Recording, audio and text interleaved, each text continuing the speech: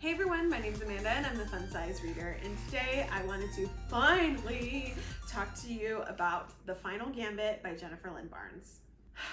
We've been waiting so long for this last review and book to come out.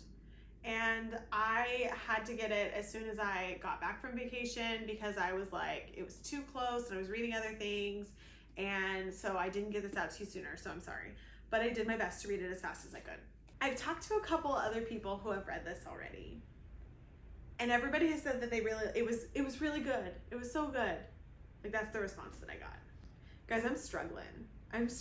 I don't want to have an unpopular opinion on this. And this hurts me to say this. It hurts me to talk about this.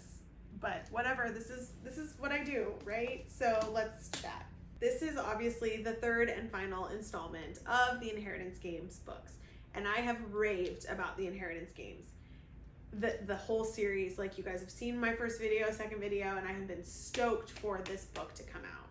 I think I may have hyped it up in my head a little bit too much. I don't know. Did I have too high of expectations for this? Right off the gate, you should know that this video is going to have spoilers because it is a third book. It's automatically going to spoil the other two, but I'm going to have a spoiler section where I talk about reasons why I feel the way I feel. So let's just jump right into star rating. It was not a 5. It was not a 5. I'm struggling between a 3 and a 4. I'm struggling, and I don't do half ratings. I don't do half ratings. It's a star or it's not a star. My heart says to give it a 3, which breaks my heart. Like, I liked it, but I didn't really like it and I didn't love it. And I really wanted to, you guys. Why do I feel this way? Were my expectations too much? And I'll tell you what I expected. So this is clean. There's no explicit scenes. This is a YA book, so spice rating is 0. There's not even really a lot of kissing in this book. So it's fairly clean, because, like, that's not what the story is about. It's not a romance. It's got romance in it. Team GREYSON. It's not a romance. I think I was happy that it all came to an end. But what I wasn't happy with is I didn't think it was as twisty as I wanted it to be. The whole time, you guys have talked to me about this. Like, you've mentioned it in my comments. The whole time we've talked about, like, do we trust this person? Do we trust that person? Blah, blah, blah. Tobias Hawthorne even told us, don't trust anyone. Don't trust anyone. Yet nobody that we trusted gave us reason not to trust them. And I really wished that things would have been more involved with people that we already knew.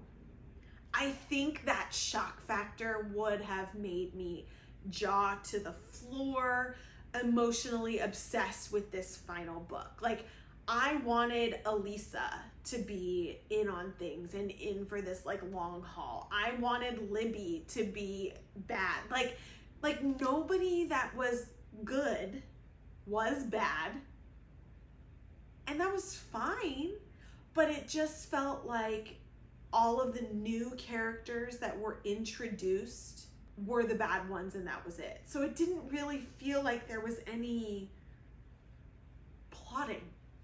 Like, there was no nefarious, like, plants and seeds, and I wanted that. I wanted it to be something that we didn't expect and a character that we'd known and grown to love this whole time. I wanted that. And I think that really disappointed me that we didn't get any of that. It was set up for the whole time. But it was like every time a new character was introduced, it was automatically like those were the bad ones. And I didn't love that. I wanted it to be more juicy. And I think that was the biggest thing that, like, really let me down. Also, I think that she turned Grayson into a villain a lot, like that. Like, she did Grayson dirty.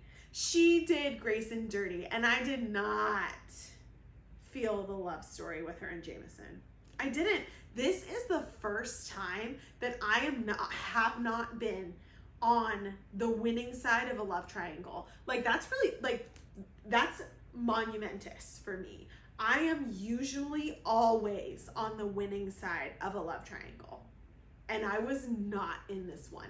And then I felt like Grayson got done dirty, and I was like, excuse me? Like, we made him angry, and we made him, like, mean and rude and, like, not trusting of Avery. And I just, like, picking Eve just because of Emily. And I didn't love it. I didn't love it. You guys, I had a hard time with this one. I still love the whole series, like, as a whole. I think there were elements to this that I thought were great.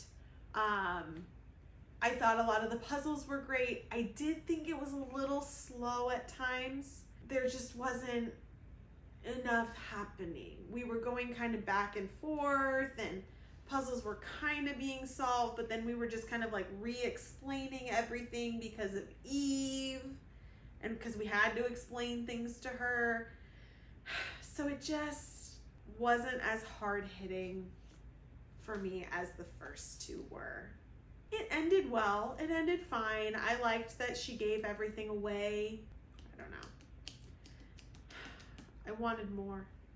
I wanted more.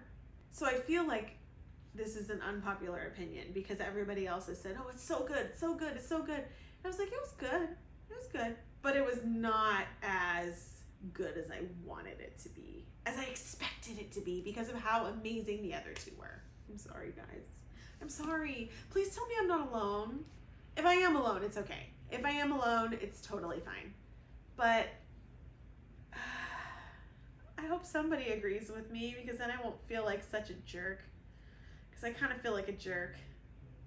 I still think this would be great, a great TV show or great movies. I think they would be amazing with all the puzzles. Like, it's just fun, right? It's just fun. The murder mystery was a good addition. I wasn't expecting that. I think it was obvious that it was Toby's dad. I think that was obvious. I also think that the whole like parable thing was a little far-fetched. Like, and it didn't make sense to me. Like, I know the parable, the prodigal son, and the way they were thinking it through made sense, but then the way it turned out to be didn't make sense to me. There were some things, like I said, I just wished were different. Please tell me I'm not alone. I'm really sad that I feel this way because I loved these books. I will still continue to recommend the series because other people loved it. Other people loved the end. Maybe it's just me. Sad, you guys, really sad. To all my other Team Grayson fans out there, I'm sorry. We didn't win. We should have won, but we didn't. I guess this is what Team Jacob felt like. All right, you guys, enough of my rambling. I didn't know what more to say. Just being disappointed. Disappointed that I was so excited and wanted so much and then didn't feel it. And that just, I hate it when that happens with books. Because I know she put so much work into this final book, and it was good. It was good. I just had such expectations. And man, sad. But still, great job, Jennifer. Thanks for chatting with me about the Final Gambit. Let me know what you think below. Don't forget, you can also find me on Instagram, Facebook, and TikTok at the Fun Size Reader. Well, now we have to find a new series to read, you guys. See you guys next time.